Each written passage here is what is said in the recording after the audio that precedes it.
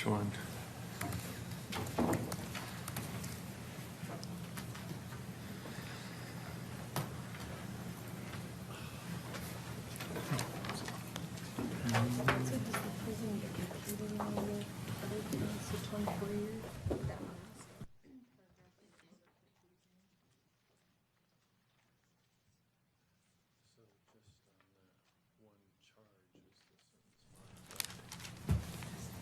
Instead of just straight life, it's not like there's a possibility for After 40 plus life. Otherwise, everything else is the same. pay your last Including my paragraph. 24 years as consecutive. Okay. It's worrying me that it's confusing me. Yeah, I read it like that. Okay.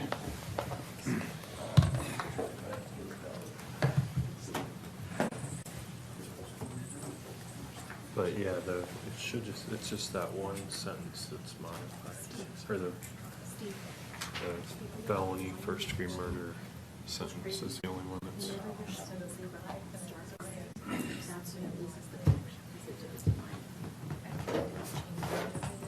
that's why when you go back, you should go into settings and change. Just make it longer.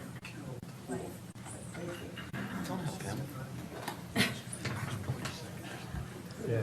Just color.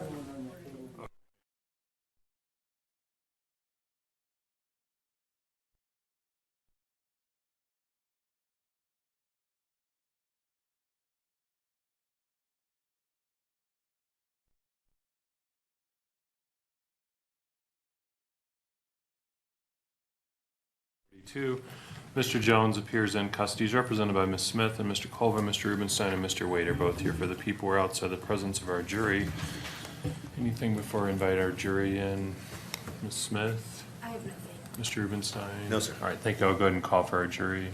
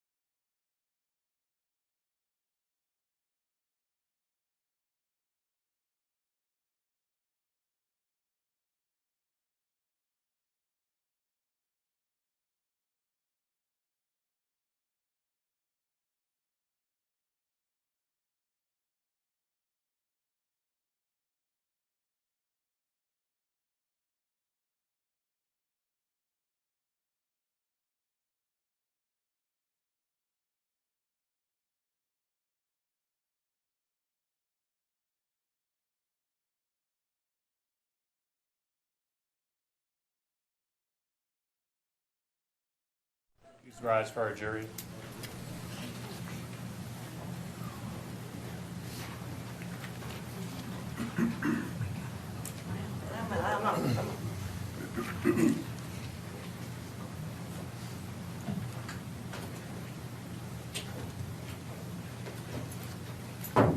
Thank you. Please be seated.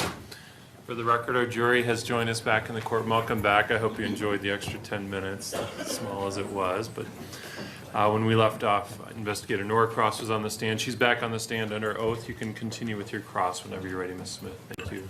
You're welcome. Good afternoon. Hello.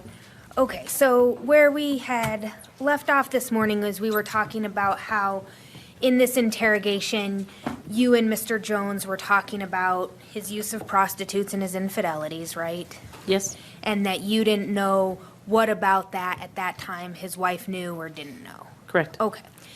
Now, you had testified last week sometime about checking Ms. Bergfeld's voicemails, right? Yes.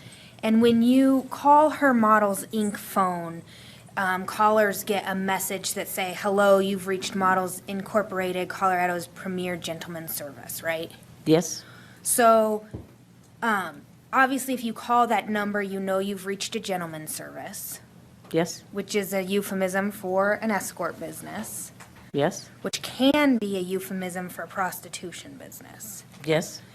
And you don't know what voicemail people would get when they would call Amy Farmer's phone, right?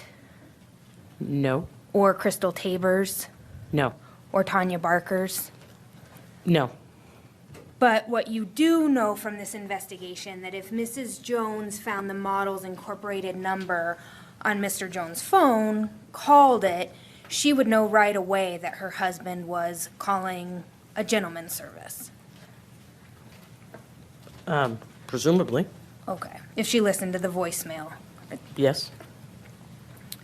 So in that case, all Mrs. Jones would have to do, or anyone would have to do, is just call the number. They wouldn't have to do any matching of numbers with ads in the phone, in the newspaper, right? Presumably, yes. I don't know what she did or didn't do. I don't know that. But you know, so if you see a number and you don't know what it is, maybe you could match it to an ad in the paper and be like, oh, that's an escort business, right, that's been called. Sure, you could. Okay. But in the case of Models Inc., all you have to do is call the number and you know right away from the message, it's a gentleman's service. Correct. I believe several are like that, but yes. Okay.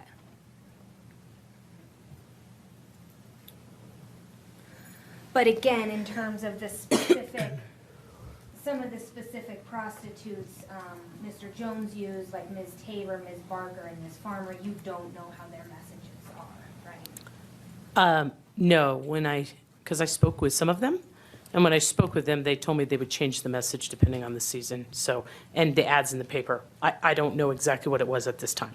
Okay.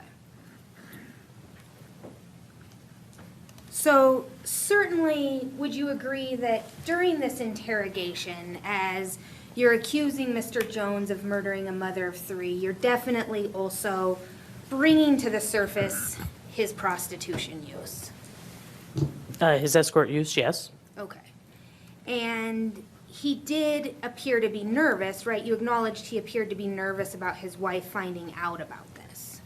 I said he appeared to be nervous. He told me it was because he was concerned with what he was going to say to his wife, how he was going to explain this, yes. Okay.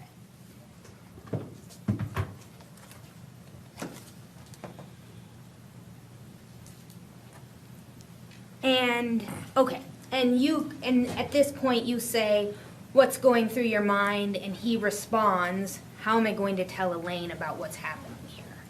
Yes, Okay. yes, I believe that's what I said, I'm sorry.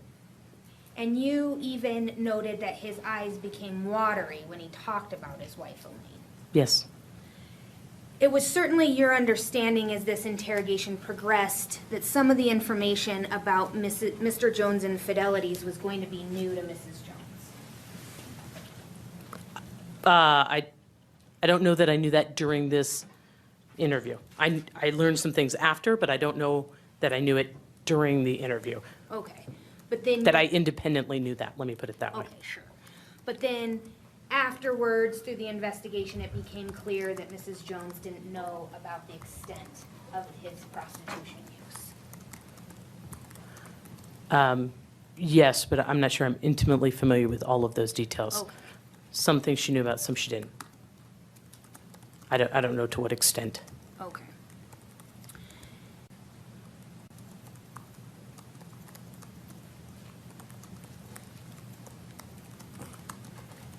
Now, one of the ways that you can, one of the ways you can put a person at, well, let me start over. One of the ways you can put a person at ease when you're talking to them about using prostitutes is by just letting them know, I'm not gonna write you a ticket for using a prostitute, right? Correct, And you did that to Mr. Jones, right? correct, You told him I've got much bigger things to deal with than writing you a ticket. correct. Now, prostitution, hiring a prostitute is a rather low level crime, right? Yes, So a fine, maybe some jail time, things like this. I haven't probably, I don't know that I've ever written the tickets, so I can't tell you all of the Sure. details of that. But I guess what I'm asking you is that since you're an investigator in complex crimes unit, and you don't even own a ticket book, True, you couldn't even write him a ticket if you wanted to. That indicates that's a lower level offense than It is a lower level offense, yes.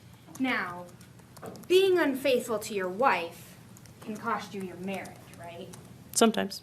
And being unfaithful to your wife by using prostitutes can cost you your friends and your family sometimes, right? Sometimes, I suppose. So you can understand maybe why telling Mr. Jones, I'm not gonna write you a ticket, didn't really put him at ease.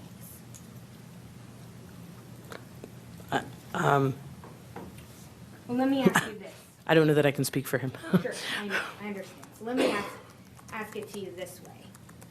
Whether or not, given the fact that he could potentially be losing his marriage, support of friends and family, as the infidelities and the prostitution use are coming out, it is possible that getting a ticket for hiring a prostitute could be the least of his worries.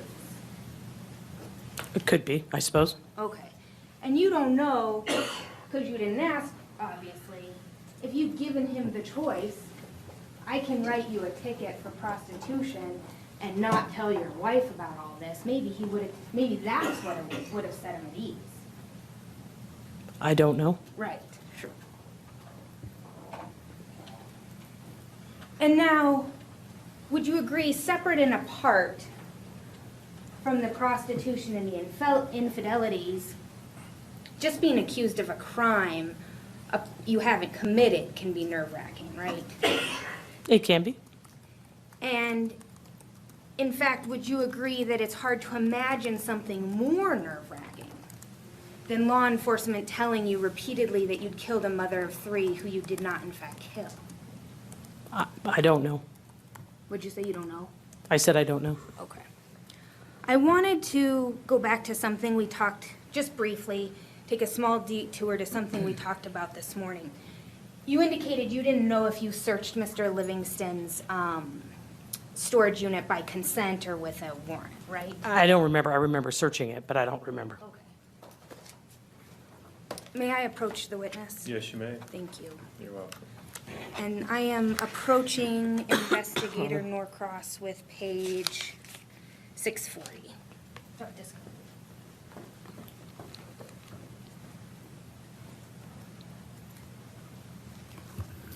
So this is your report dated July 3rd of searches of Mr. Livingston, right? Correct? And down here at the last paragraph, it talks about how he consented to a search of the ranch house and his storage unit. Yes. Okay.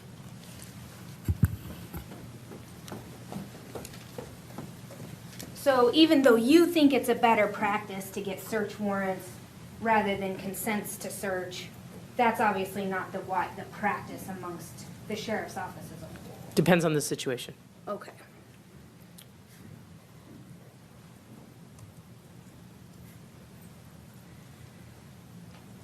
Oops. Now, Investigator Norcross, I want to talk to you a little bit about some of the statements you made to Mr. Jones towards the end of the interrogation about how he didn't have anything to show to you, right? He didn't have anything to show to you that he was innocent. Do you remember telling him that? Yes, I remember discussing that, yes. Okay. And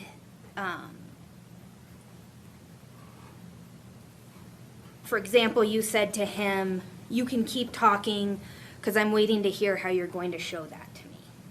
Yes? And that he has nothing to show that he's innocent to you. Yes? Okay. As an officer of the law, you are familiar with our constitutions, right? Yes? And there's 2 of them, right? The federal one and the state one? Yes? And you understand that both of these documents guarantee all of us certain rights. Yes. And it's really these rights that are enshrined in these documents that set our country apart from other countries. Do you agree? Yes? I mean, these are fundamental rights for our freedoms, Yes? to make sure that we're not subject to authoritarian rule. Yes? And as an officer of the law, you're sworn to protect these rights, right? Yes, And that's a big part, I mean, you're a law enforcement officer, right? That's what you do, is enforce the law. yes, And that includes our constitutions. yes, So you're well aware that despite repeatedly asking Mr. Jones to prove to you he's innocent, it's actually your and the prosecution's job to prove, if you can, his guilt beyond a reasonable doubt. yes, And that it's your job, not Mr. Jones's job, to prove him innocent. oh, no, but I definitely asked for information because I can often do it with information from people. Okay. Yes, So you asked him for information to prove to you he's innocent. yes, And he indicates to you he can't prove his innocence to you. correct, And you know that's not his job when the weight of the government is coming down on him, accusing of him of a crime. yes, And it's in fact your job to gather the evidence. yes, Evidence of guilt. yes, It's not his job to gather evidence of innocence. correct, And you indicated to Mr. Jones, in terms of your optimism that you would gather evidence in this case, that nothing, quote, nothing is clean enough, right? yes, Meaning that, and I think you referenced Mr. Jones's truck, that a suspect can clean their truck or their vehicle, but it won't wash away all the evidence, right? Is that what you were inferring there? I just remember saying that there's always some evidence. Okay, but do you remember talking to him about it in the car? About his truck, yes. Okay. I don't know if it was said exactly what you just said, but in general, yes. Okay. Well, I guess I just want to be clear about what you mean by nothing is clean enough. Doesn't that mean a person can try to clean up after their crime, but law enforcement's going to find something? Sometimes, yes. Okay. You searched Mr. Livingston's white box van, right?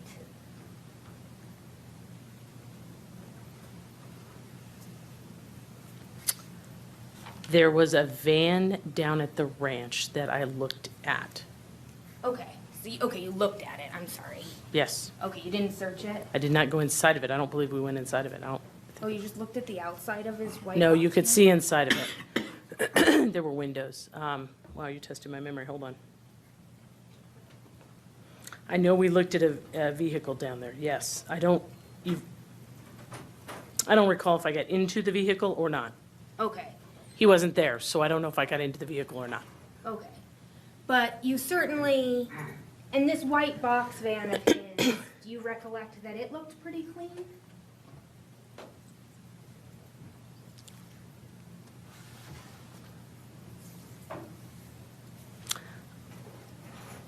I believe so, because I believe there was some information that it had been cleaned to sell or something like Okay. that. But despite nothing being clean enough, you didn't do any swabbing or collecting of evidence from that white box van, right? No. After you told Mr. Jones that nothing is clean enough, you also told him, quote, "There's always some little piece of evidence left." You remember Correct. that? And there was evidence left on Ms. Bergfeld's car, right? What do you mean, like Like they were. physically there was stuff there? Well, I guess what I mean is that investigators were able to collect fingerprints off of it. I was not involved in any of that searching. I know that the vehicle was processed. Okay, but you don't know what came of the process. I don't know that I know that, ma'am. Okay, sure.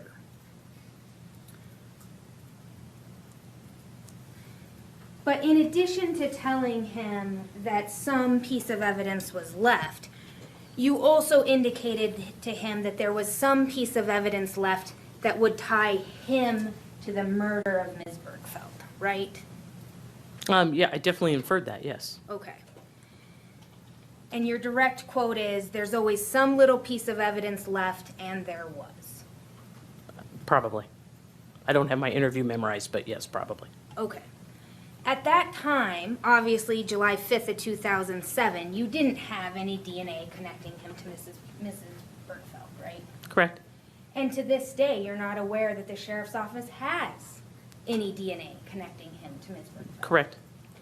And certainly on the 5th of July 2007, you didn't have any fingerprints connecting him to Ms. Bergfeld? Correct. And to this day, the sheriff's office doesn't? I don't believe so. So to be clear, investigator, while you're trying to make Mr. Jones prove to you he's innocent, which we've established is not his job, and you're claiming to him that there's some piece of evidence left behind that will prove his guilt, to this day, you're not aware of any physical or direct evidence that ties him to the disappearance and death of Ms. Bergfeld. No, I don't know that I would agree with that. There's certainly no DNA, right? There's no DNA and there's no fingerprints, correct? Okay. And so that, okay, so that would be physical evidence, right? Right. And there's certainly no witnesses, right? Correct. Saying- And Correct. that's direct evidence, right? Correct. And it's your and prosecution's job, right, to present this jury with that piece of evidence that you inferred you had back in 2007. No, I inferred it during the interview to see what would occur with the conversation. Okay. That, yes, it is our job to bring evidence to the court, yes. Okay. That evidence that you inferred you had, it's your job, if you had it, to bring it to this. Yes, yes. Okay. I have maybe something else.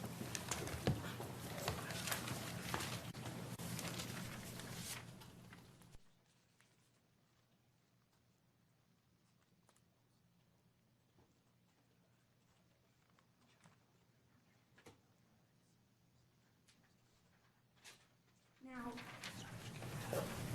I do have a couple more questions for you, investigator. So I believe when I used the word prostitute, you corrected me and used the word escort. I know I did. I don't recall the contents of the question. Okay. But you would agree that if a woman, or if a person, I should say, takes money for sex, that person is a prostitute? Yes. Okay. And so Ms. Barker, it's your understanding that Ms. Barker is a prostitute, right? It's my understanding, yes. Okay. And Ms. Tabor Yes, and Ms. Bergfeld? yes. All of these ladies perform sexual acts for money. Okay. I have nothing else. Thank you very much. Mr. Wade, redirect. Thank you, Your Honor. You're welcome.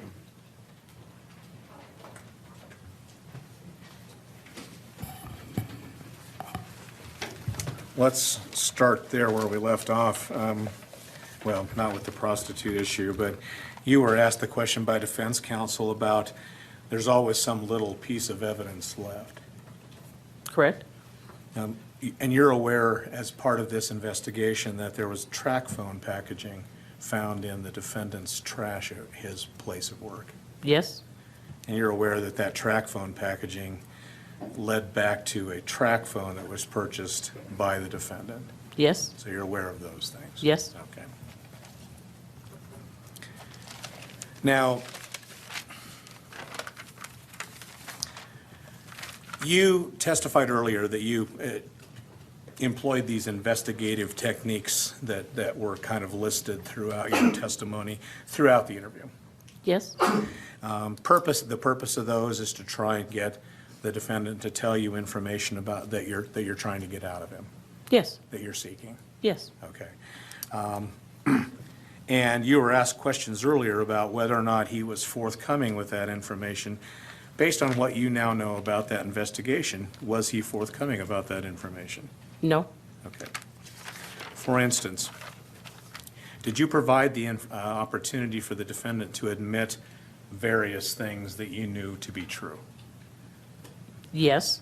Did you provide him with the opportunity to give you all of the phone numbers that he had used or been connected with over the course of time? Yes?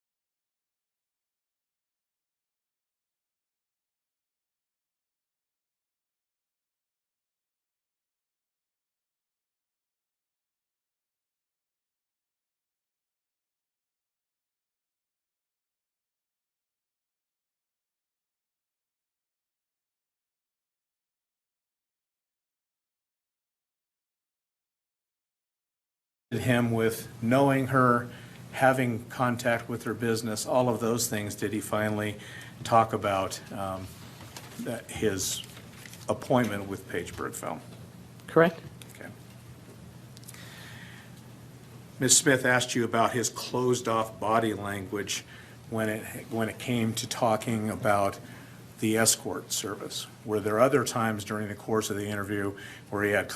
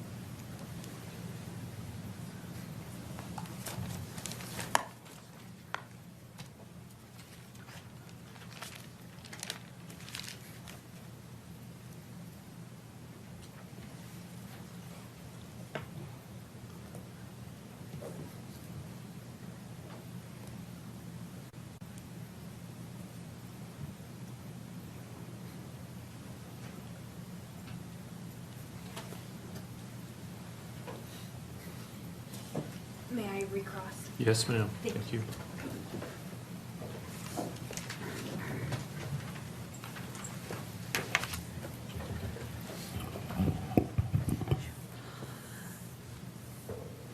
Investigator Norcross, when was Ms. Denbowski's number identified? A couple days ago. So that was not a number that you or other investigators looked into in 2007? Correct? That was something that investigators actually, were you a part of looking into it last week? I can't. or did it not? Yes. Okay. And so that's actually something that you looked into after you testified about the phones? Yes. You went back and did the research to try to figure out that number? Yes. So when you were talking to Mr. Wyatt just now, you indicated that Mr. Jones not only maintained his innocence throughout the whole interview, he also maintained that he really only called, he also maintained that he only used certain phones, a home phone, a cell phone, and a work phone, right? Yes. Meaning that he never volunteered the track phone. Correct. But you certainly confronted him or accused him of murdering Ms. Bergfeld many more times than you asked him about his phone numbers. I didn't count. I know I asked him several times about the phones, and I know I talked to him several times about believing, yes, confronting him, as you put it. Yes. Okay. I don't know a number. Well, I'm sorry. Didn't you just have an initial conversation up front about what cell phone numbers, like what his wife's cell phone number was, what his cell phone number is? No, I asked him about that a second time. Oh, And second. yes, ma'am. Okay.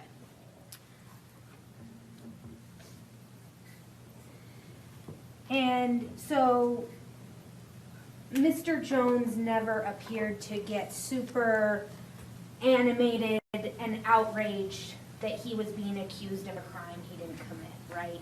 Correct. But you've never accused Mr. Jones before of a crime he didn't commit, right? Correct. So you don't know how he acts in that situation. Well, I've seen how he acts now when he's accused of things, yes. Okay.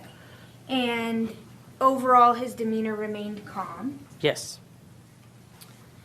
and controlled. Yes.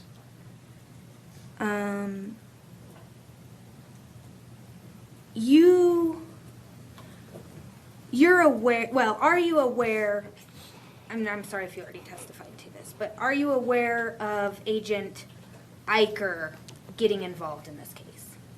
Limited, yes. Okay, limited. And so you don't know, you don't know that Agent Eicher's expert analysis doesn't say whether or not Mr. Jones was in the Wells Gulch area on that Tuesday.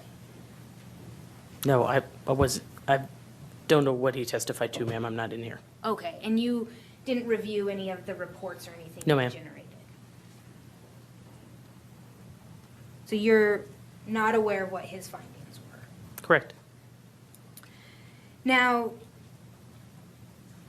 you're aware that investigators found this track phone packaging in the trash at Bob Scott's RV, right? Yes. And that was the same day you were interrogating Mr. Jones.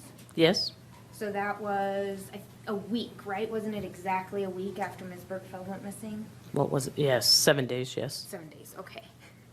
And, Maybe 6 days. Doing the math. Go ahead. okay, June 28th is a Thursday, right? Right. And it was the July- 5th I was talking to him. Whatever Okay. day that was. And that track phone packaging in the trash can at Bob Scott's is evidence of guilt, right? If you assume you know why he purchased it, right? Can you ask the question again? I'm not understanding what you're saying. Well, if he purchased, I mean, that track phone packaging is not direct evidence, right? It's physical evidence about the phone being purchased. Okay. And it's only evidence of Mr. Jones's guilt if you assume he used it somehow in the murder of Ms. Bergfeld, right? I know without assuming anything that that track phone from that packaging called Sure. her phone. Okay, yeah, and that's really all you know, right? That's what I know, yes. Okay. And so if he actually purchased the track phone to hide escalating contacts with prostitutes, then it's actually not direct evidence of his guilt. I don't know that the phone records would support that statement, ma'am. Okay. Well, and that's fine, and you testified previously about your opinion regarding the phone calls. But the question is, if Mr. Jones purchased it to hide his escalating contacts with prostitutes, then it is actually not direct, or it's not physical evidence of his guilt. The problem is there's some escalation in the phone records, ma'am, so I'm not in agreement with you on the, that 5 phone calls from one phone out shows escalation concerning his regular phone records, which have a lot of phone calls, many more than 5. So that's where I'm in disagreement with you. I gotcha, okay. But you are in agreement that when you call the number that appears on the trap phone, i.e. Models Inc., you either probably get Ms. Bergfeld or you get a recording saying, "Hi, this is Models Inc." Yes? Okay. I have nothing else, thank you. Mr. Wade? Nothing based on that, Your Honor. All right, thank you for your. Would you like this, sir? Is she still under subpoena? She is, and the judge actually, she can leave that there. I need it for the next witness. Yes, she's still under subpoena, and we'll keep in contact with her about other issues. All right, thank you. Your next witness, please, Mr. Winstead. Thank you, Your Honor. The people call Anita Dombowski to the stand. Feel free to stretch if anybody wishes. Thank you.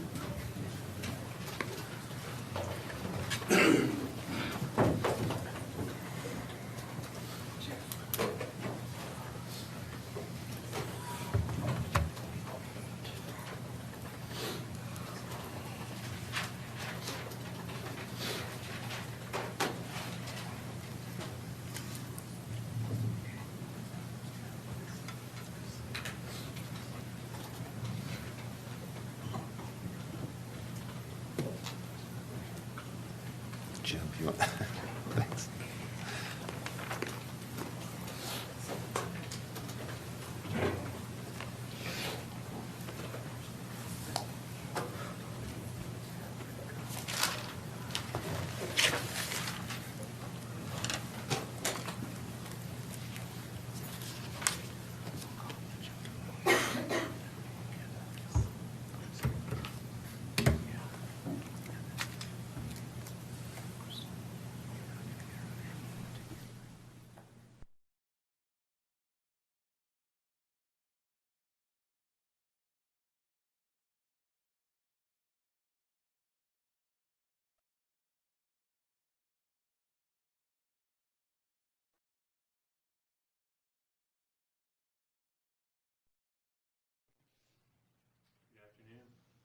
If you could approach, I need to give you an oath before you testify. We have a black cord stretched out across your walkway.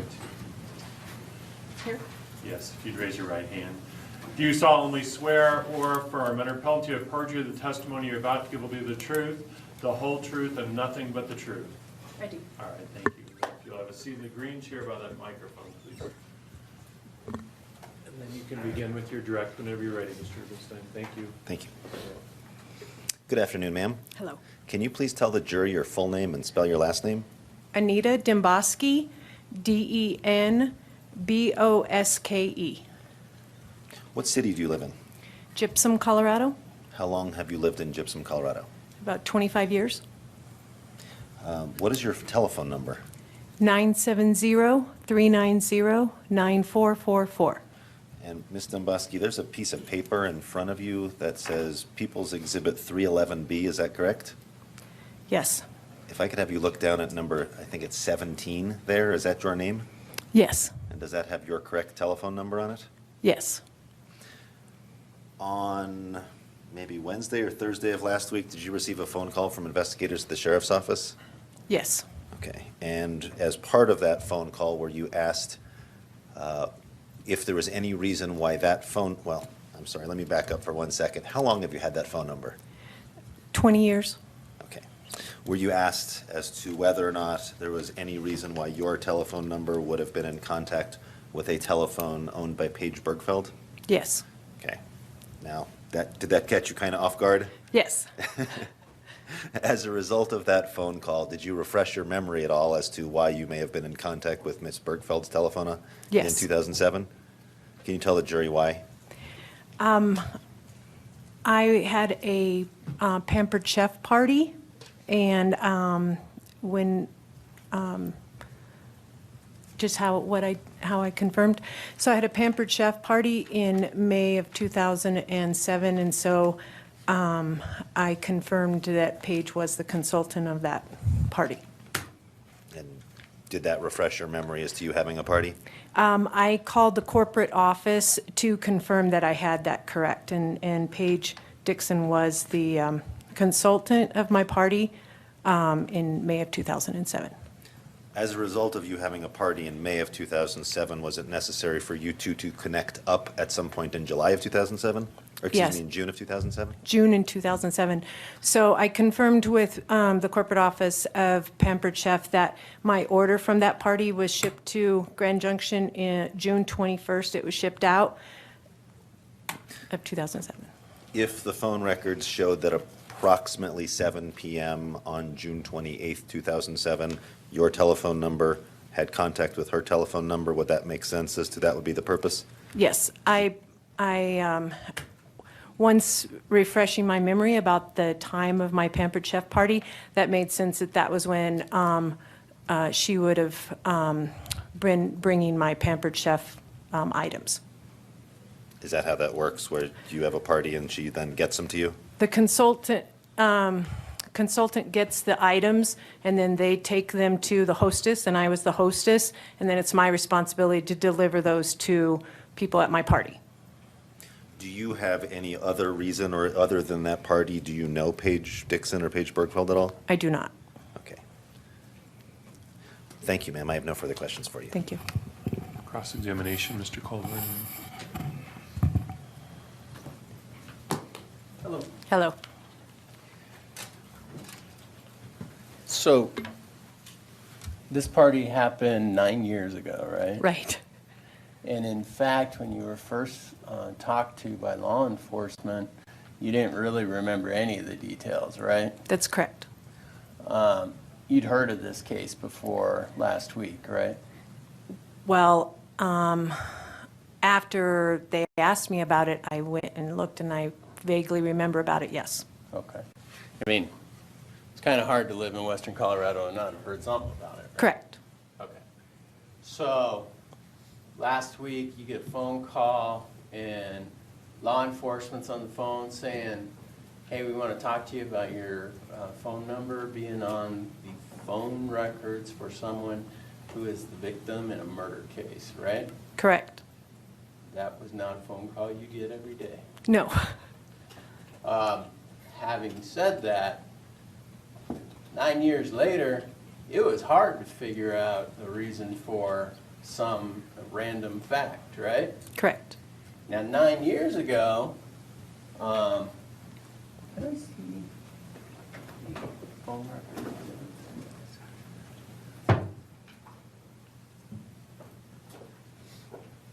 Sorry. It's okay.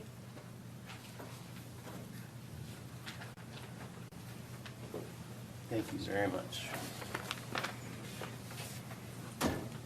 So, 9 years ago,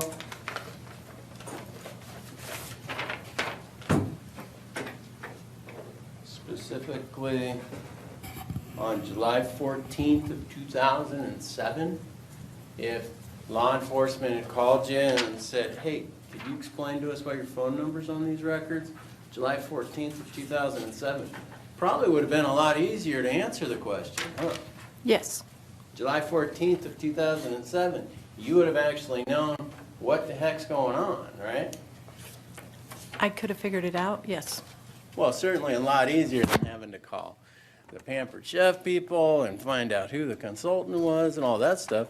Correct. July 14th, you would have been like, yeah, Paige Dixon was the lady that was my consultant for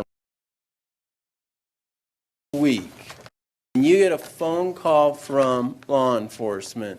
No police officer ever asked you about your phone call, right? Correct. No police officer had ever so much as written you a letter saying, your phone number's on the phone records of a lady who's been murdered. No law enforcement ever came to you and said, we'd like to talk to you about that. Until last week, right? Correct.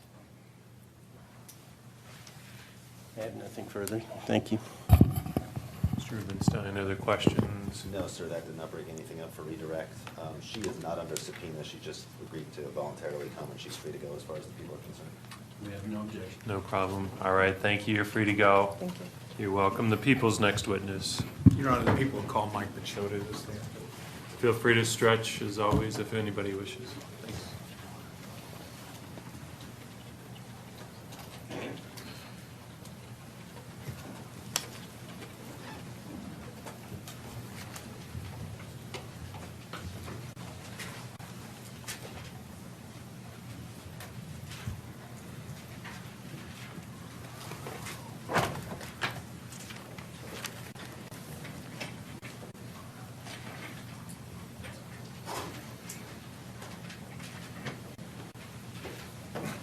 Good afternoon. Do you solemnly swear or affirm under penalty of perjury the testimony you're about to give will be the truth, the whole truth, and nothing but the truth? I do. Thank you, sir. If you have a seat in the green chair, please. You can begin whenever you're ready, Mr. Wade. Thank you. Thank you, Your Honor. You're welcome.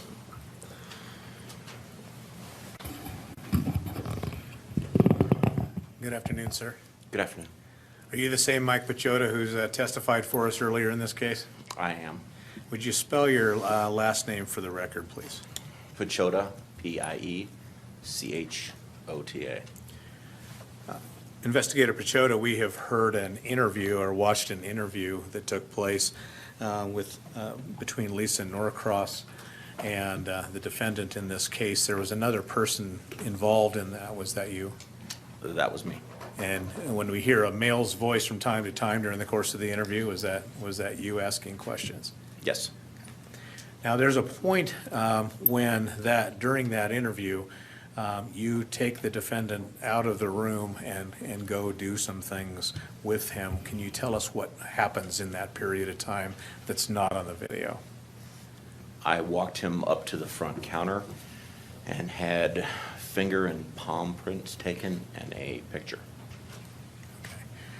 During the course of that contact with him, did you ask him any more questions about the case at all? Not at all. Okay. So there really wasn't, was there much conversation between the two of you at all? No. Okay. And is that the totality of what happened as you took him out of the room, and then did you return him to the room afterwards? Yes, I asked him if he wanted to go back, and he went back with me to the interview room. Okay. Willing to go back in at that point? Right, we were at the front counter where the front door is, but I asked him if he was willing to come back. All right. Nothing else, Judge. Thank you.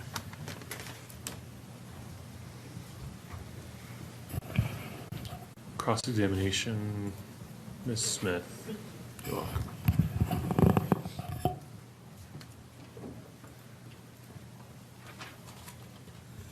Investigator Pachota, so Mr. Jones cooperated with getting his finger and palm prints taken Yes. and getting his picture taken as well? Yes. And did that process happen to take a little bit longer than normal? No, my recollection is I had to wait for one of our records techs to free up to do it because I don't know how to use the machines. Oh, So I had to have a records tech be free from the front counter duties to come do it. I see. So the actual process didn't take any longer, there was just a waiting period? Correct, for a records tech to come I help see. me. And so at that point, you and Mr. Jones are waiting in the front lobby of the sheriff's office? Correct. And at no point does Mr. Jones say, look, investigator, I'm done, I'm gonna go at this point, this is taking too long? He says nothing remotely close to that. Okay, just waits with you, right? Correct. And then goes back when it's all done. Correct. Now, are you aware that this is non-testimonial evidence you're taking from Mr. Jones, right? Correct. Are you aware that this was the first of 2 times that occurred for Mr. Jones in this case? No, I was only aware of the one I was involved When you with. did? Okay. All right, thank you. Mr. Wade? Nothing based on that, Your Honor. And we have him under subpoena, but we need him under subpoena for some continuing issues down the road. Okay, you're still under subpoena, but free to go at this point. Thank you. The people's next witness, please. Your Honor, recall Crystal Tabor to the stand, please. Thank you. Feel free to stretch.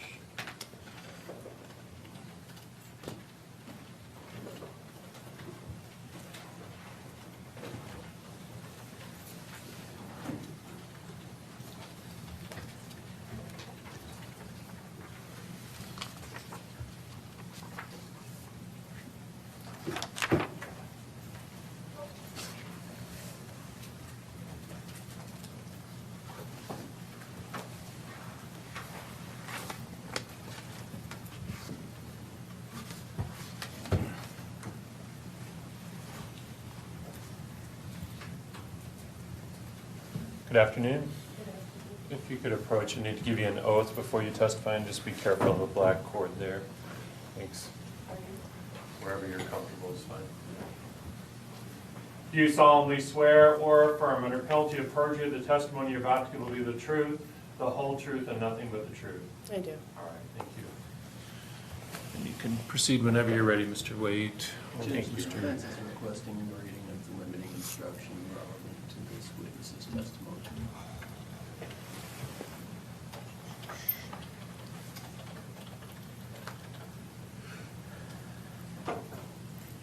I believe it's the middle one of what you're looking at. And we have no objection. Okay, the second one on the sheet that you gave me, Mr. Colburn. Yes, sir. All right, thank you. Ladies and gentlemen, you're instructed as follows. Certain evidence may be admitted for a particular purpose only and for no other. You are about to hear evidence that the court is only allowing for a limited purpose. The testimony concerning Mr. Jones's involvement with other prostitutes may not be used by you as evidence of his bad character or to infer that the prior acts make it more likely that Mr. Jones committed the acts with which he is charged in this case. Under no circumstances may you use this evidence to assess Mr. Jones's guilt or innocence. Thank you. You can proceed, Mr. Waite. Thank you, Your Honor. You're welcome. Would you state your name, please? Crystal Tabor, And spell your last name for me, please. Tabor. Ms. Tabor, do you live here in the Grand Could you Junction? maybe point the microphone down a little bit or closer to it? Thank you. Do you currently live here in Grand Junction? Yes, I do. And what do you do for a living? I do manufacturing. Okay. Do you manufacture for a particular company? Yes. Okay. And how long have you lived here in the Grand Junction area? About 25 years. I assume by that then you were living here back in 2006, 2007? Yes. Okay. At that time, what were you doing for a living? I was giving topless massages. Okay. When you gave topless massages, was that here in the Grand Junction area? Yes. Okay. And when you provided that service, can you tell us what a topless massage is comprised of? Rubbing somebody's back in your underwear without a bra. Okay. At that time, when you were doing, and did you do those services for a number of the men in the valley? What's the number? Did you do it for a fair number of men in the valley? Were you busy? Somewhat, yeah. Okay. Did you go by your name, or did you have an alias you went by back then? Samantha. Samantha? Mm-hmm. Okay. Now, when men wanted to get a hold of you to ask for those services, how would they do that? They'd call on a cell phone. Okay. You had a cell phone that was available to take those calls? Yes. And did you, do you remember those phone numbers at all at this point? No. Okay. Back then, though, how did they know to call you? Did you have an ad in the paper? How did they know to get a hold of you? Had an ad in the paper. Okay. When you provided the services you just described to us, did you get paid? Yes. How much, was it a cash business? Yes. Okay. Now, was there a time when you were contacted by law enforcement about services that you had provided to a specific man? Yes. And you remember that? Yes. Do you remember talking to Ed Prescott from the Grand Junction Police Department back in July of 2007? Vaguely. Okay. And you may not remember the date, but do you remember actually talking to him? Like I said, vaguely. Okay. Did he ask you about a specific individual? Yes. And who did he ask you about? Livingston. Sorry. I'm sorry, what? John Livingston. John Livingston? Okay. Yes. Did he ask you about anybody else? No, not at that time. Okay. Was there another time that you talked to law enforcement? Yes. And did they ask you about a specific man? Yes, they did. And who was that man? Mr. Jones. Okay. And when you say Mr. Jones, is that Lester Jones? Yes. Okay. What involvement did you have with Lester Jones? I gave him some topless massages. Okay. When he would use your services, did he use another name? Yes. And what name would he use when he used your services? Jim. Jim? Mm-hmm. Okay. Can you say yes or no for us? Yes. Okay. Thank you. Thank you. How much did you get for a massage? $150. Okay. And when you would do the massages for Mr. Jones, where would you do those?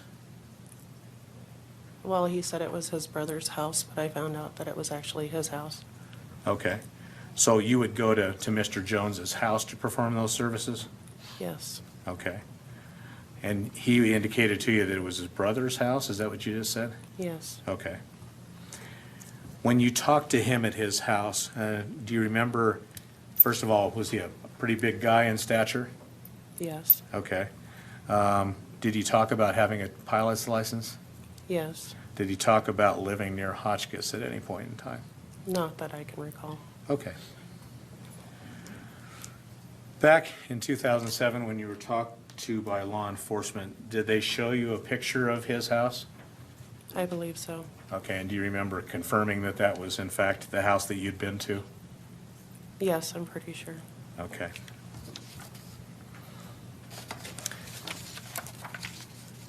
And you may have already said this, but how many times would you say that Jim or Lester Jones used your services?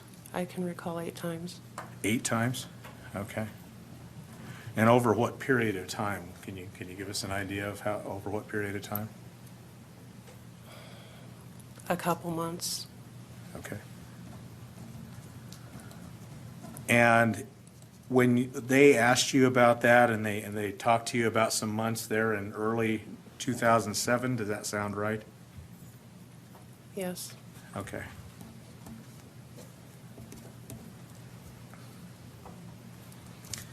Now, you indicated they also asked you about John Livingston. What did they ask you about Mr. Livingston? They asked me if it could have been another weekend that I met with him, and I said no. Okay. All right. You'd met with him before Ms. Bergfeld had disappeared, correct? Yes. Okay.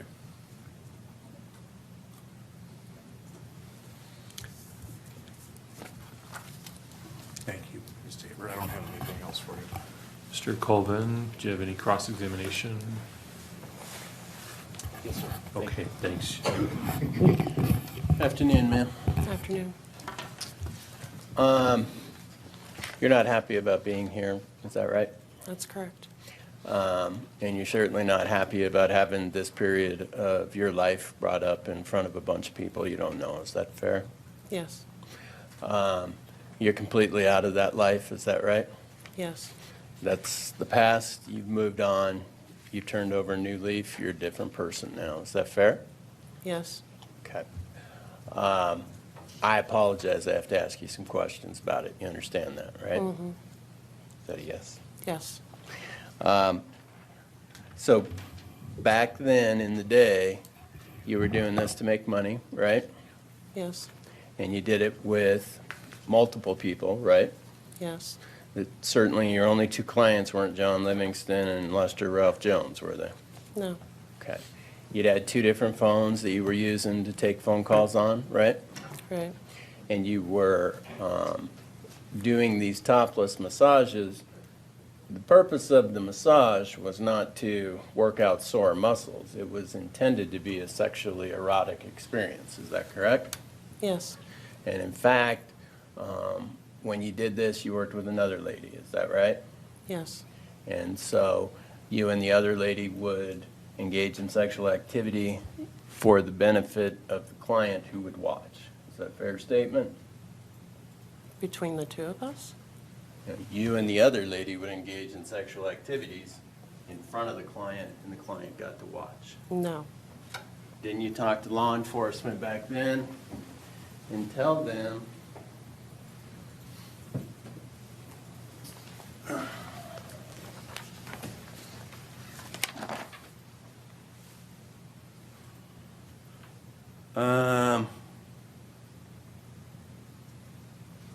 back on November 1st of 2007, do you remember talking to Lisa Norcross, a lady investigator, and Vaguely. telling her that most clients would be satisfied if you and Amy Miller sexually touched each other rather than having to have any sexual contact with the client yourself? You recall that conversation? I do not. Okay. You certainly wouldn't have told a police officer you were doing that if it wasn't true, would you? I don't remember saying that. I understand you don't remember saying it. That's not the question. The question is, you wouldn't have told a police officer that you were doing that unless it was true, right? I can't really say. Okay? You worked with Amy Miller, right? Yes, And she was another lady involved in this type of business back then, right? yes, She ran a topless massage business, and you worked with her, right? yes, You went out on calls with her, right? yes, And the two of you went on calls about 8 times with Mr. Jones, right? yes, And you went on calls with Mr. Jones twice by yourself. yes, And in fact, the matter is Mr. Jones is one of your regulars, right? yes,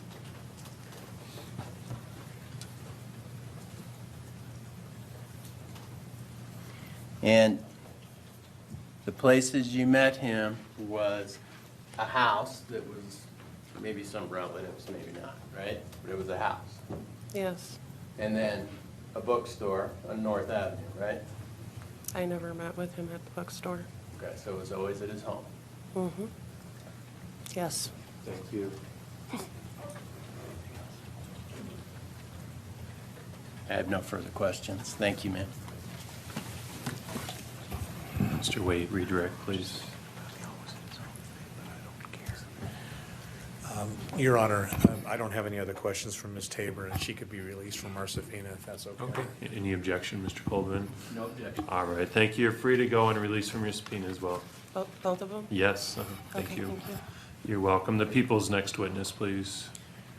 Your Honor, we call Angela Wyatt to the stand, please. Feel free to stretch if anybody wishes.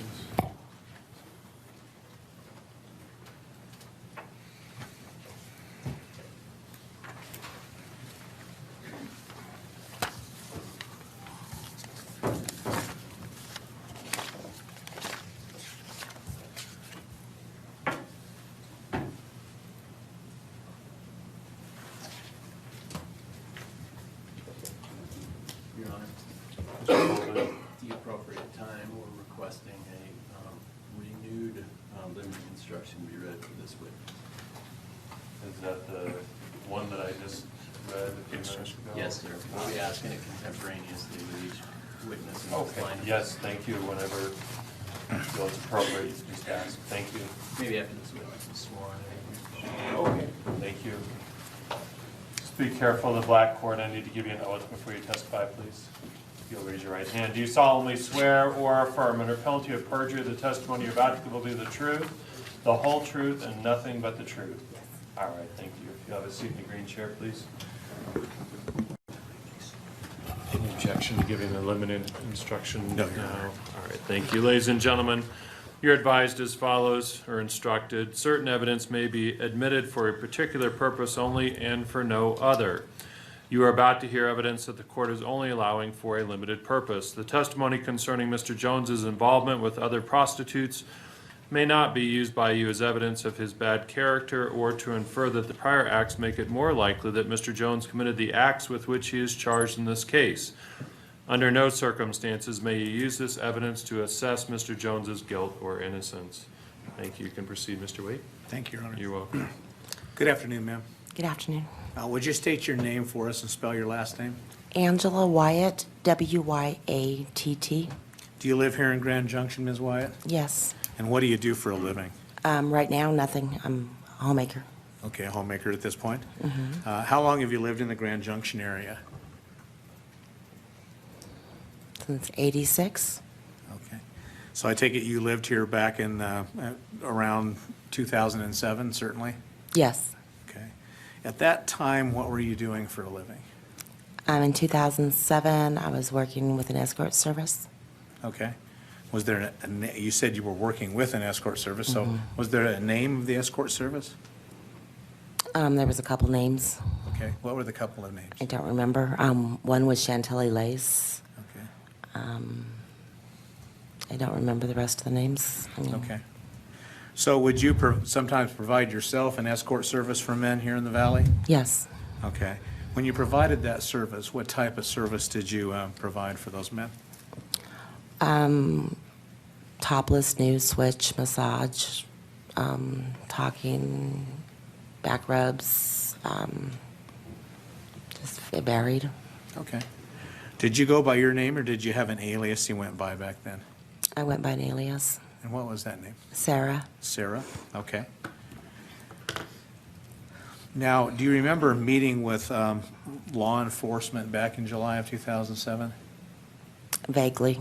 Okay. Do you remember them asking you about services you provided to a certain man? I do. Okay. And did you remember what individual they were talking about? I didn't. When they.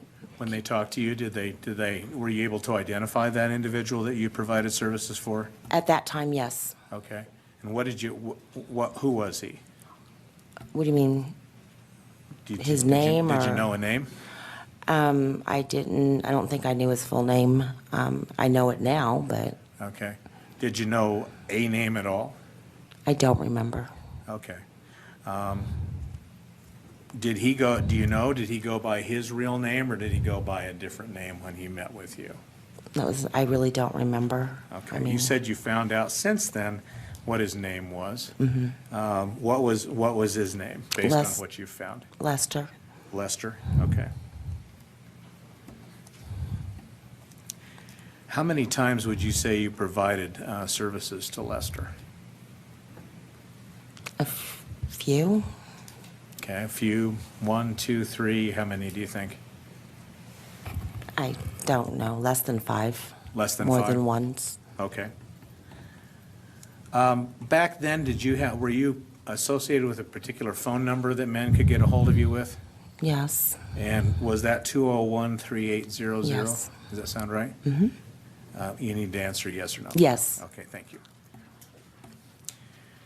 When you would perform these services for Lester, would he pay you? How would he pay you?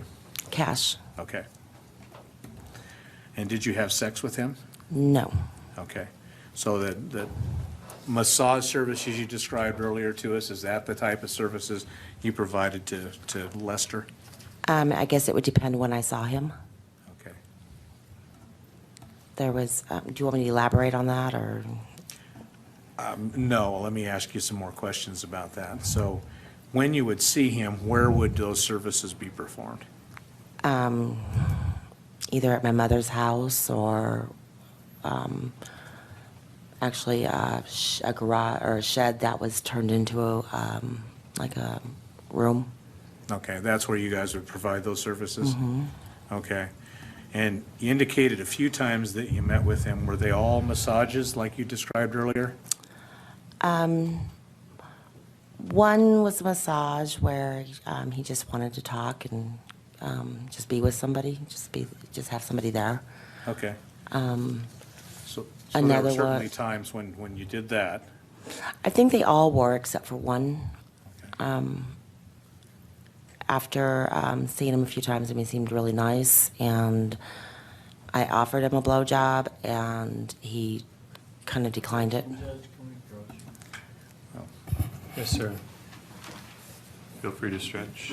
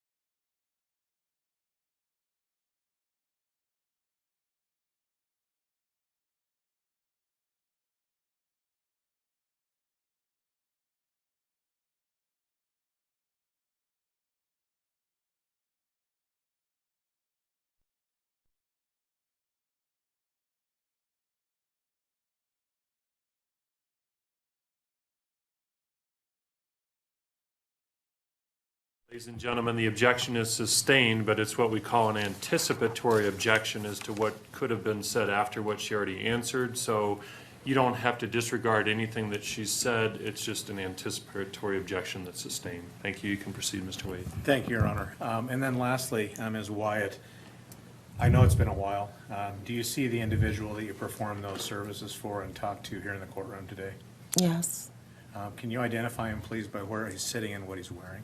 He's sitting right there in a gray suit, glasses. Okay. Now, you kind of pointed over in this direction, so. At the table, second from the left. Second from the left as we're facing them. Yes. Your Honor, I'd ask the record reflect she has identified the defendant, Mr. Jones. Mr. Colvin, any objection? Thank you. The record will so reflect. Thank you. Thank you, and I don't have any other questions for Ms. Wyatt. Thank you. Cross-examination, Mr. Colvin, or? Yes, sir. Thanks.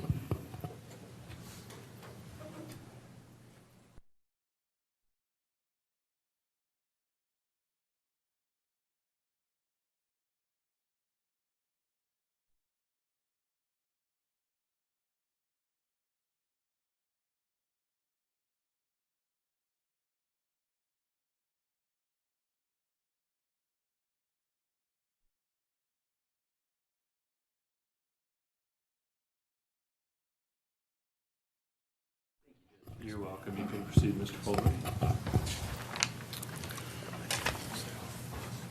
Afternoon, ma'am. Good afternoon. Fair to say, this is not the time and place you want to be in this room, is that right? Correct. And you certainly don't want to be testifying about this kind of stuff, is that right? True. And back in 2007, you were actually working as a prostitute for your mother, is that right? Yes and no. Well, your mother was engaged in that I kind of... wasn't working for prostitution. Okay. You were working as an escort? Yes. Okay. And you would engage in sexual acts, right? I did for 3 days towards the very end, yes. Okay. And I'm not trying to overstate it. I'm Right. not trying to say that it was every day or anything, okay? Mm-hmm. But you did engage in acts of prostitution. Yes. Okay. And you did do work for your mother in the escort part of it, right? For myself as well as for my mother, yes. And your mom was kind of running a service with you and your sister as the main employees, right? Correct.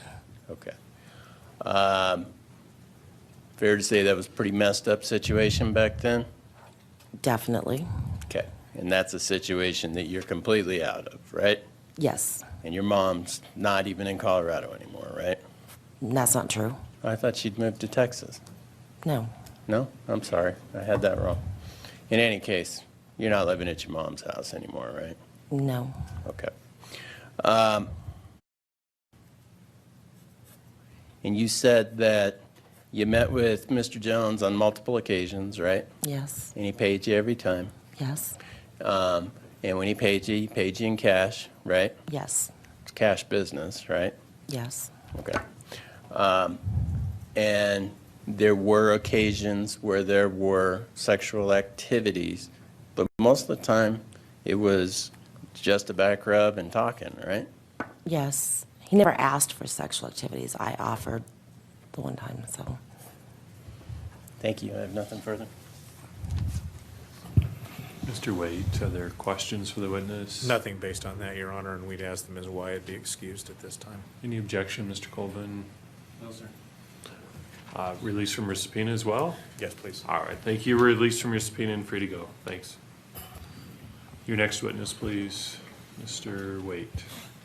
Your Honor, we can call Stephen Potter to the stand, please. Feel free to stretch if anybody wishes.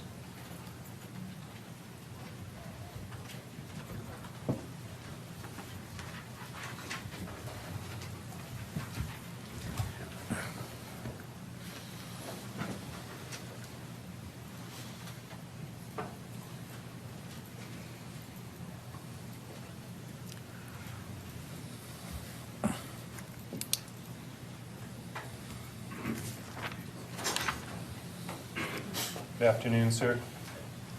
You'll be careful of this black cord, and then I'll give you an oath before you testify, please. Do you solemnly swear or affirm under penalty of perjury the testimony you're about to give will be the truth, the whole truth, and nothing but the truth? Yes. All right. Sir, if you have a seat in the green chair, please. Thank you. Judge, defense requested limiting instruction at this time. No objection to that, Judge. The second one, is that right? Yes, please. All right, thank you. Ladies and gentlemen, you're instructed as follows. Certain evidence may be admitted for a particular purpose only and for no other. You are about to hear evidence that the court is only allowing for a limited purpose. The testimony concerning Mr. Jones's involvement with other prostitutes may not be used by you as evidence of his bad character, or to infer that the prior acts make it more likely that Mr. Jones committed the acts with which he is charged in this case. Under no circumstances may you use this evidence to assess Mr. Jones's guilt or innocence. Thank you. Mr. Waite, you can continue. Thank you, Your Honor. You're welcome. Good afternoon, Mr. Potter. Hello. Would you state your full name and spell your last name for us, please? Stephen Potter, P-O-T-T-E-R. Mr. Potter, how are you employed?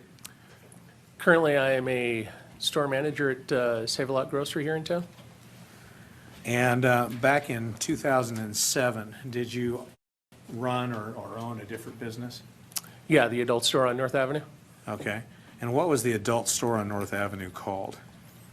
Legal business name is Junction Tobacco Incorporated. We were doing business as Junction News and/or Junction Adult Store. Okay. So if somebody referred to you guys as Junction News, that would certainly have been accurate. That would have been accurate, yes. Describe the business for us. Typical adult store, we sold adult novelties, videos, magazines, magazine packs, lotions, lubes, that kind of stuff. Were there also some booths there at Junction News? There were video preview booths in the back, correct? Okay. So they were video preview booths? Correct. Okay. And that's for people who come into the store to preview a video before they purchase it? Yeah, we had, actually, there were preview booths where you could preview. If you chose to buy the video afterwards, the amount of that you paid for the preview came off the purchase price. There were also booths with several channels playing, and you put in money for a length of time. Okay. Was there also a couples booth or a couples massage booth? Or? It was a couples booth. It was a booth large enough for two people to go in and preview videos. Okay. Now, back in July of 2007, do you remember talking to some law enforcement people? Yes, they'd come in and asked me if I knew some people who had come into my store, yes. Okay. And did they ask you about a particular male individual? Yes, And who did they ask you about? Mr. Jones. Okay. And was Mr. Jones somebody that had come into your store? He had been a frequent customer in the past, yes. Okay. Do you see Mr. Jones in the courtroom today? Yes, sir. Can you identify him, please, by where he's sitting and what he's wearing? Over at the defense table, second from the left. Your Honor, I ask the record to reflect Mr. Potter has identified the defendant, Mr. Jones. Do you have any objection, Mr. Colvin? No, sir. The record will so reflect. Thank you. You characterize Mr. Jones as a frequent customer. What types of things would he come in and do and buy? Objection. Approach. Yes, you may. Feel free to stretch, ladies and gentlemen. Thank you.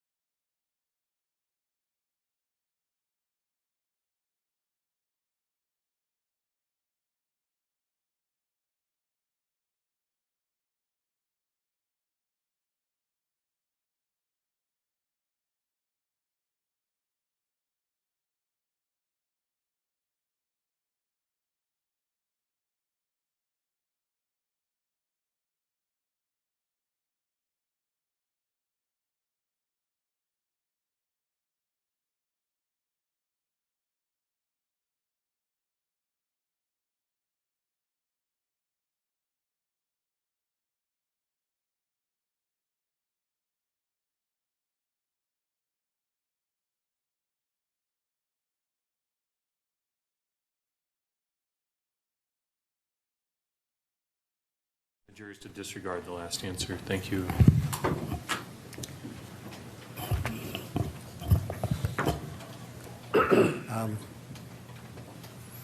Lastly, Mr. Potter, did you observe when Mr. Jones would come in as a customer, would he come in by himself?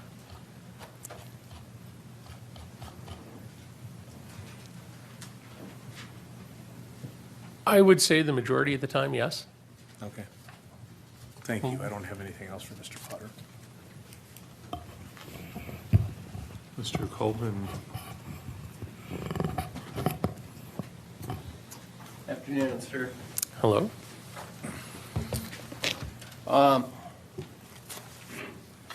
Back when you ran Junction News, you also were familiar with Paige Bergfeld, is that correct? She had come in usually to hang business cards on a bulletin board that we had at the front of the store. Right. So what I envision in my head is it's sort of a advertisement board where ladies or men, I guess, could put up their cards soliciting business on this board. Is that right? Cards, they could write something on a piece of paper. The only thing we really monitored it for was if there was any inappropriate content on anything on this board. But yeah, it was a bulletin board, roughly 3 foot by 4 foot. Okay.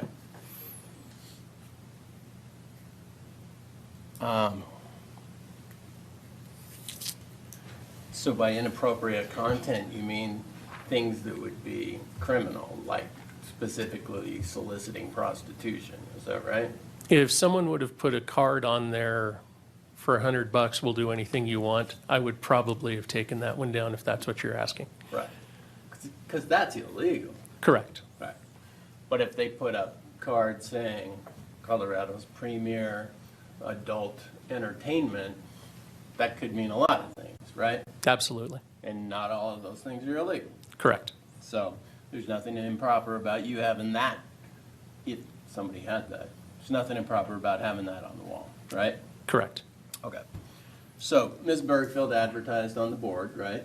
Yes. And you knew her from that, right? Yes. And you also knew Mr. Jones, right? You recognized him. Yes. All right. And you never, ever, ever saw Ms. Bergfield with Mr. Jones. Is that correct? I can't say that with 100% certainty. It's been a long time, and several thousand people used that business. No, it did $1 million in sales a year when I had it. That's more than 5 people. It did what? $1 million in sales a year. A year? Yeah.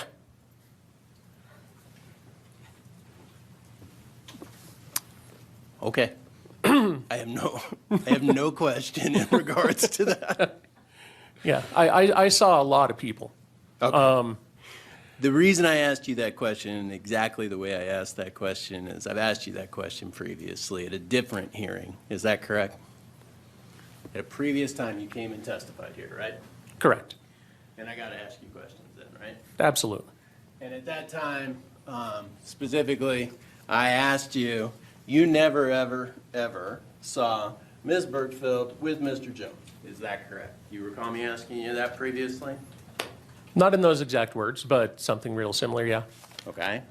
Well, if I show you the transcript, would that convince you, or do you agree that I asked you something to that? You asked me something very similar to that, yes. The answer you gave me last time, sir, was, I can't specifically recall seeing them together in the store. No.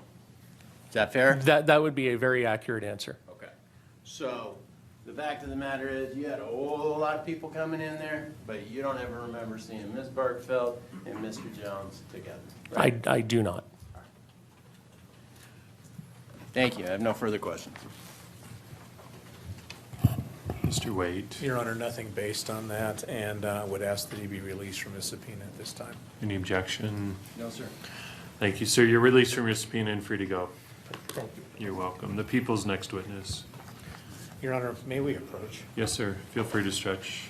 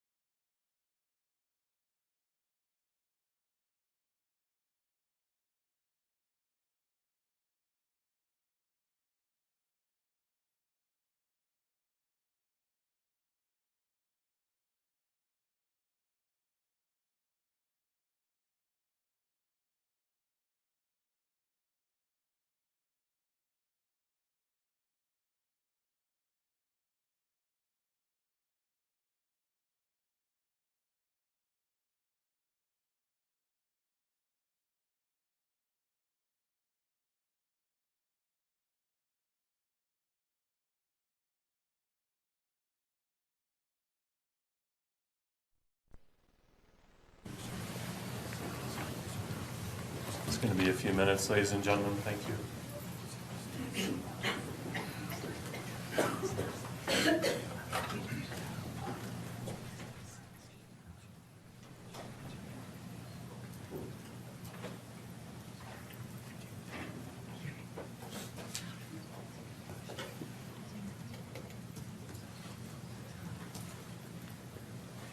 And Your Honor, the people are going to call Ms. Tanya Barker to the stand here. Thank you.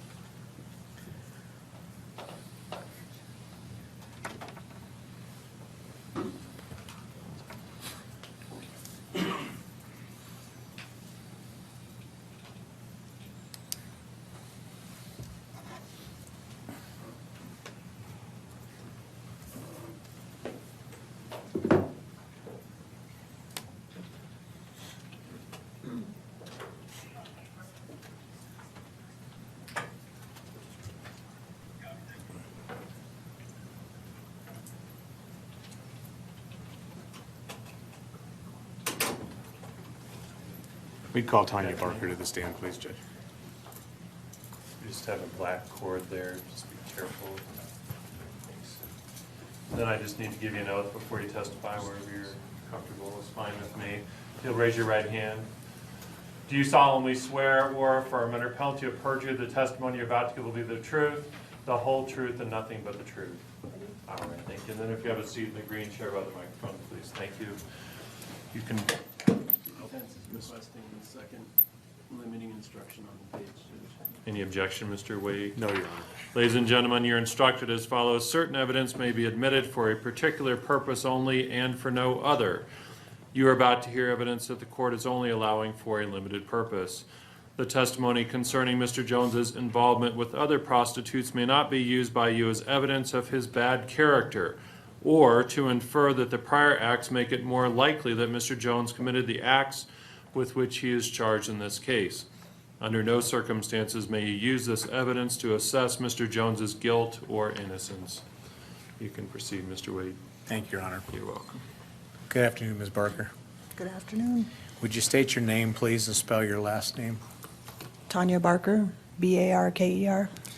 Ms. Barker, you're clearly in custody in the Mesa County Jail, is that right? Yes, Okay. When you're not in custody, have you resided here in the Grand Junction area? yes, Okay. Back in 2006 and 2007, were you residing here in Grand Junction? yes, Okay. And do you recall in August of 2007, meeting with a law enforcement officer by the name of Lisa Norcross and her asking you questions about things? no, Okay. Have you ever met with law enforcement yes, regarding this case? yes, Okay. When you met with law enforcement in this case, were you shown a picture of a particular individual? no, Okay. Did you indicate that, were they asking you about a specific individual when they talked to you? yes. Okay. Do you recall who they were asking you about? They were asking about somebody that I had given a massage to. Okay. Back in 2007, did you provide massage services? Yes, Did you provide those for money? yes, Okay. And did you operate a particular massage service at that time? no, I was working for someone else. Okay. Do you recall the name of the massage service by any chance? Chantilly lace. Chantilly lace? Okay.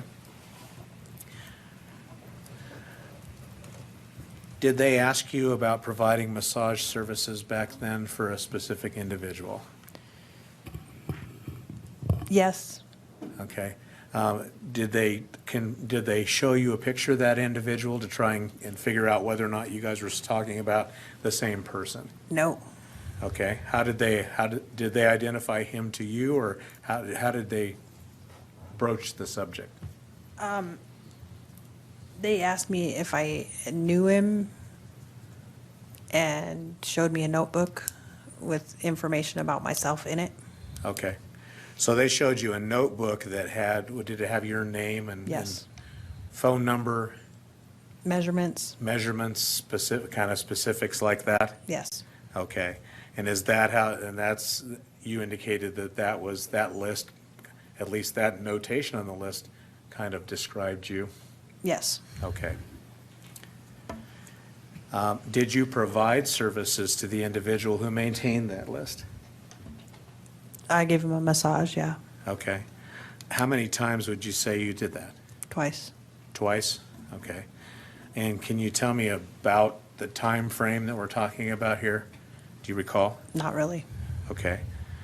If you told the investigators back then that you had provided services in July of 2006 and then the last time being in either May or June of 2007, would that sound right to you? Possibly. Okay. Do you happen to remember the phone numbers that people would call to get hold of this service? They were in the newspaper. Okay. If I told you a 589-2121 number, does that sound familiar to you? No, Okay. How about a 243-4450? maybe, Okay. Does that sound perhaps at least vaguely familiar to you? vaguely, very vague. Okay. All right.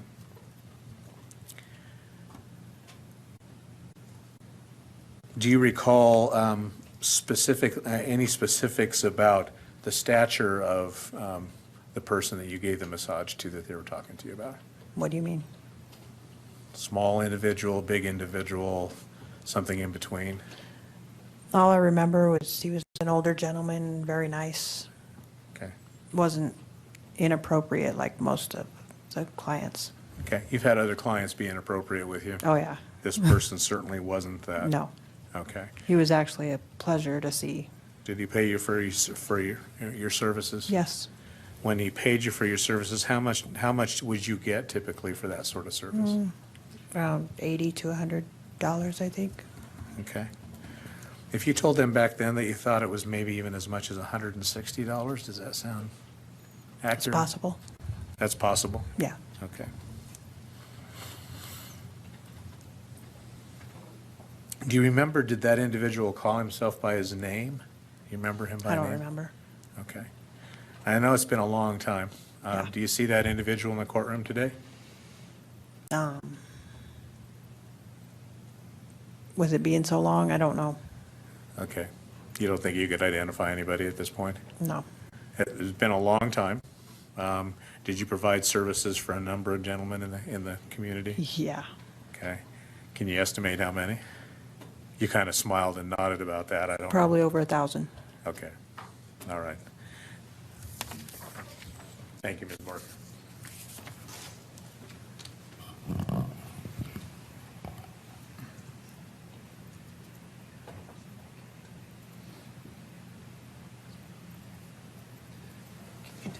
Cross-examination, Mr. Colvin, whenever you're ready, you can begin.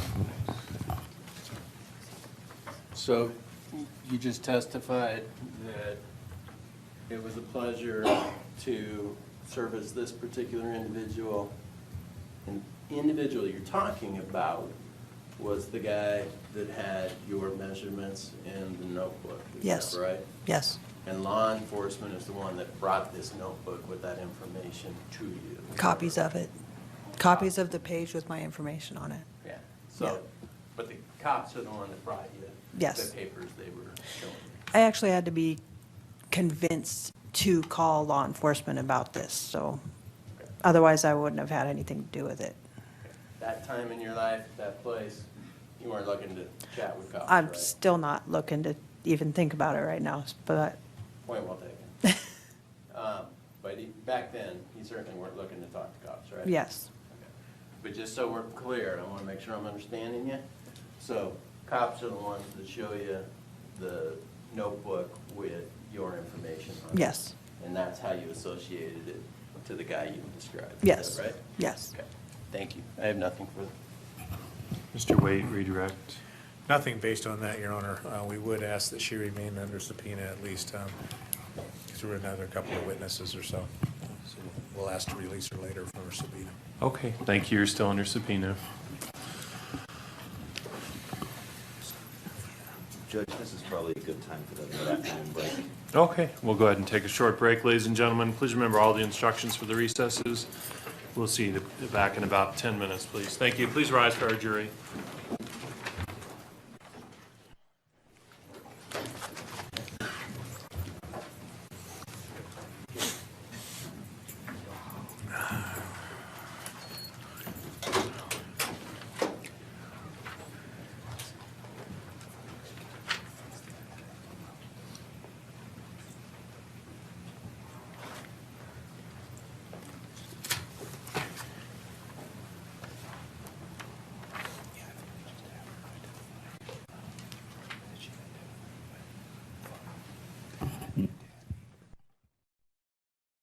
The court will be in recess until 3:05, please. Okay. That's fine, Judge.